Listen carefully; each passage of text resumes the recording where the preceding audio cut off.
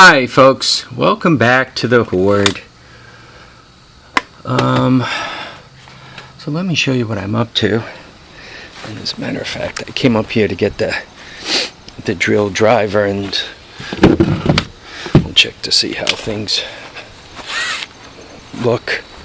I started welding up the front end of that thing, the RZT50 Cub Cadet 2007 vintage. And to get things straight, what I did was I drilled 4 holes through. Anyway, it was cracked right in half. You guys could see that, right? So I drilled 4 holes and I put screws through it and I bolted it up like that to get it straight. And I think I did.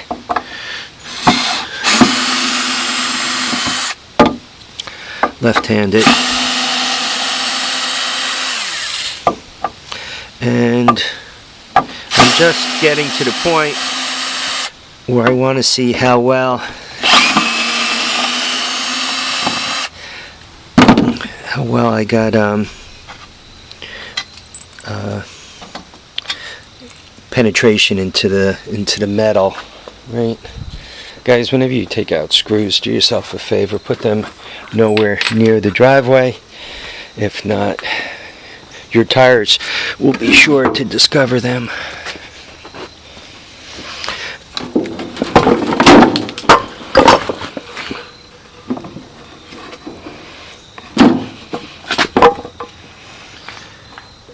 Not horrible, not great. So some of it worked really well. You could see, like here, came out really pretty good. That's not too bad. Now, and I'm going to be 100% honest with you guys. One of my viewers, WTBM123, he took a quick look on eBay and he found one of these entire front ends minus the wheels for I don't know, $80, something like that, $75, just over $100 delivered. And I had a couple of eBay coupons because I'm always buying crap over eBay, and PayPal gives me coupons, kind of a frequent buyer coupon. So I used a $25 coupon on it. So it cost me $78 to buy a new piece. According to the ad the guy ran, he claims that these things cost over $200. And I did that for a reason. You know, I took a few minutes and I thought about it. I'd like to put this Cub Cadet back together again. And you know, get the oil changed out, though I think the engine was fairly well taken care of. Get the oil changed out, get it lifted up, the deck cleaned up, you know, figure out what it needs and get it done. I don't know if those hydros are supposed to get their oil changed or not. You know, whenever it comes to hydrostatics, there's always kind of 2 chains of thoughts. You leave them alone so that you don't kill them, you don't screw them up, and other people say, oh, you should maintain the heck out of them. I don't know. I don't know if they should get the oil changed. But I think I'd like to have this thing become one of the better mowers in the Hoard. And if it does step up and do what it's supposed to, though I like the Murrays, they just seem a little bit flimsy. The tractor, I think, is pretty tough, pretty well made, but the mowers, the decks seem to need a lot of attention fairly regularly. Maybe it's because of the land I have. My property used to have horses on it, and it's got a lot of these, like, you can even see it here, like these little dip things, right, where it just dips a little bit, or even all through around here, right, all these little dip things. Well, that has a tendency to drop the decks down and let them scalp. And the John Deere, between the way it's designed and the how well it's built, and the Kubota, between the way it's designed and how well it's built, seems to be able to deal with that. I don't seem to run into deck problems with it.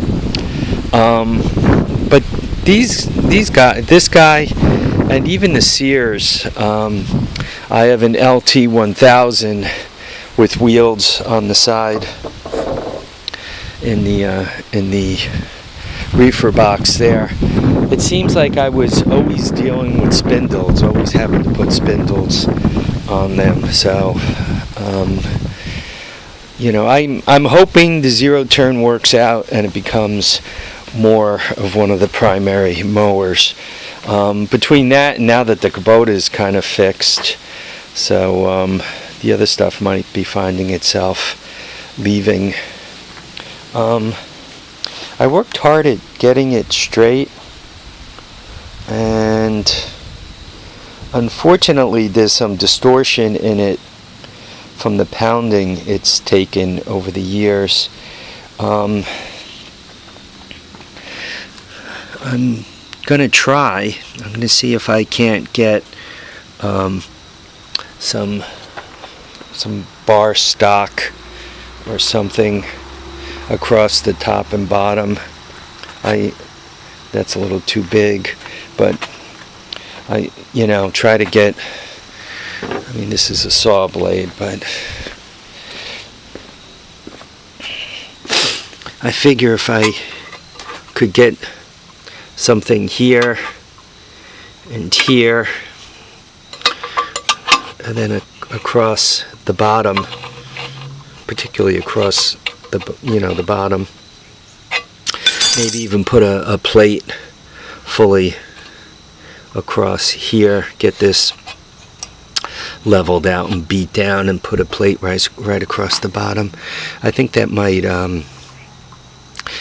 really help reinforce it. Though once again, I do have another one coming. So theoretically, I don't have to fix this, but my thoughts are, I have the welder, and it never hurts to get some practice at this stuff, because and you know what, when I see the other one, when the new one comes in, it might even pay to, before I even, well, taking it apart is difficult. Well, before I put it together, maybe plating it right up front to get things strong. Yeah, this came out really good here. You can see the rest of it not great, but not too bad either. I'd say I'm probably within I just need a straight edge. I'm probably within an 1/8 inch most places. That's a pretty straight edge. Yeah, I mean that really, you can see that's right across. I mean, I'm up on a little piece of, but it really came out nice and flat. So the jig I used, it's about equal on that and that. So yeah, she came out nice and straight. So it did really pay to use to bolt it up before I started welding. So If anybody has one of these, no squeeze fitting on one side. Just to show you what I'm up to, just in case you guys have to weld one up, or if you break an axle, just to kind of give you a trick of bolting it up to get a better welding job. Alright folks, I really want to thank you all for watching and commenting and subscribing. I think this is all I'm going to talk about this until the new front end comes in. Then we'll take a look at it and see what we're going to do. Once again folks, I really want to thank you all for watching and commenting and subscribing. Remember to keep your feet down, keep your head up, and please, please get out there and enjoy all your days. You don't know how many you're going to get, so don't let them get by you. Make sure you have fun. Bye now folks. Take care.